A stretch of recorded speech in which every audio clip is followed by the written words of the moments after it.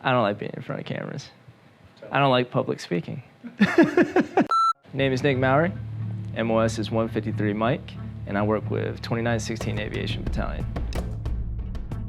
What is happening, guys? Staff Sergeant Massey here, aka ARCHIEzzle on social media, and welcome to another video episode of Beyond Basic Training. For today's video, it's a little bit special again. It's about the life of a chief warrant officer in the Army who's a UH-60 Blackhawk pilot in the Army. A lot of people don't know that you can do that in the Army, and it's pretty awesome also because this story is about a soldier that was prior enlisted, had a lot of positions, had a lot of jobs, had a lot of careers in the Army, and eventually became a UH-60 Blackhawk Army pilot. Let me know if you're liking this video series. There's more that's about to come up.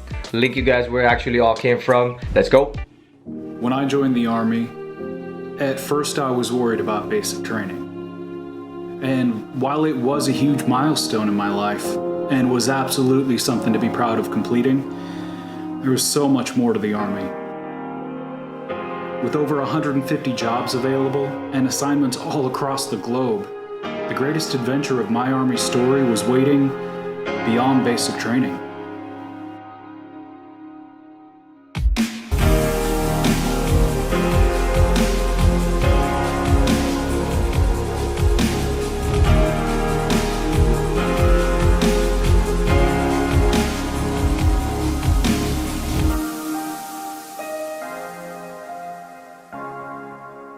No one's gonna hand it to you. You have to go out there and get it.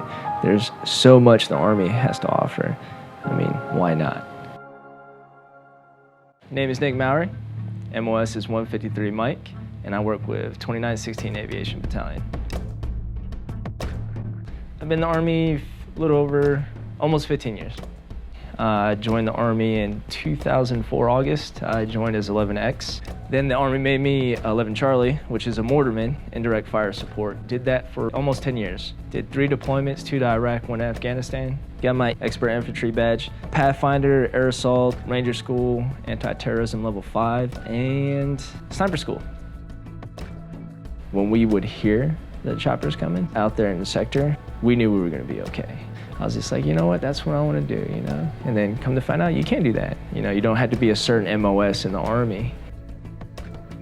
When I crossed over as E7, kind of knew what to expect. It's almost like a reset button. I mean, it was a humbling experience. During flight school, that's all you're doing is you're hating life because you're studying constantly and then you're flying constantly. Well, one, you don't know how to fly. You're getting trained constantly. You're relearning everything. What being a warrant officer is all about, the silent professional. And we still have that inner E7 or inner E6. You still have that NCO about you, but then you're an officer.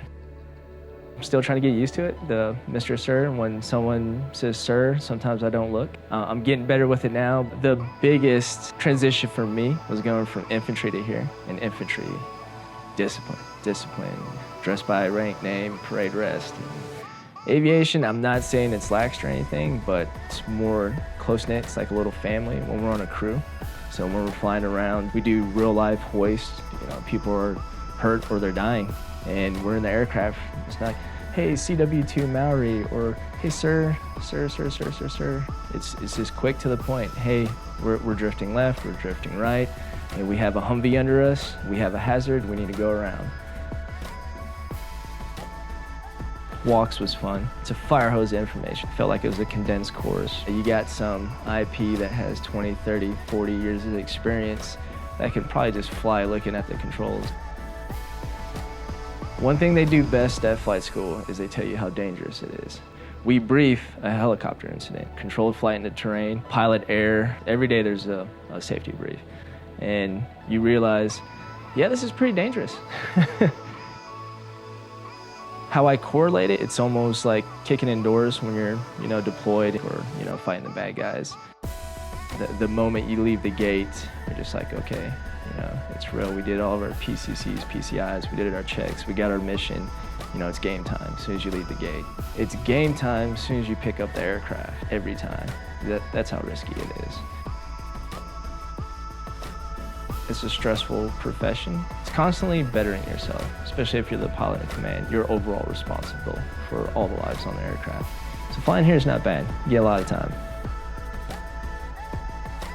So today we assumed first up duties. I came in today, checked the schedule, checked weather, checked the logbooks of the aircraft, make sure we're not flying through any inspections, see how many hours we have till we hit an inspection. We do pre-flight on the aircraft on our first up and our spare. Once that's done, we do a crew brief saying, hey, this is what we're doing duty. If this were to happen, well, this is plan A, we'll go here. If that doesn't happen, this is plan B. Once we knock all of our pre-flight and have everything done, we're ready to go, we'll assume the bell. So that means we take first up.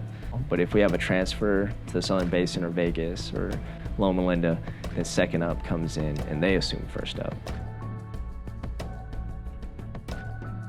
The people that I want to see are the same people in flight school, the ones that literally want to beat everybody, be top of the class.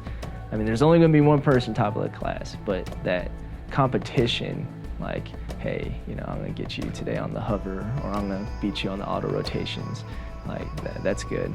Someone I don't want to see is someone that just wants to go and, I don't know, just for a paycheck, doesn't care. You have to care about your profession, what you do, because lives are at stake. I mean, especially being a warrant, you wear a lot of hats. Like currently right now, I am supply OIC, arms room OIC, ALC, aviation life support OIC, physical security officer OIC. I mean, there's a lot. And at the end of the day, they're also, hey, you're an aviator too. You're overall responsible when you pick up that aircraft. You need to fly and be within standards. So time management, that's one of the biggest things, and getting that study time in. Don't take work home, don't take home to work. And then make time for your family. Set time aside for the wife and kids, or husband and kids, and it goes a long way. There's a splash park here. You ever seen a splash park? We have one here. The little infrared IR sensors, and you just touch it and the whole splash park goes crazy, like water shooting everywhere. It's great. Families go there and it's right down the street. I mean, we don't have much here, but we have a splash park. So I enjoy it. So.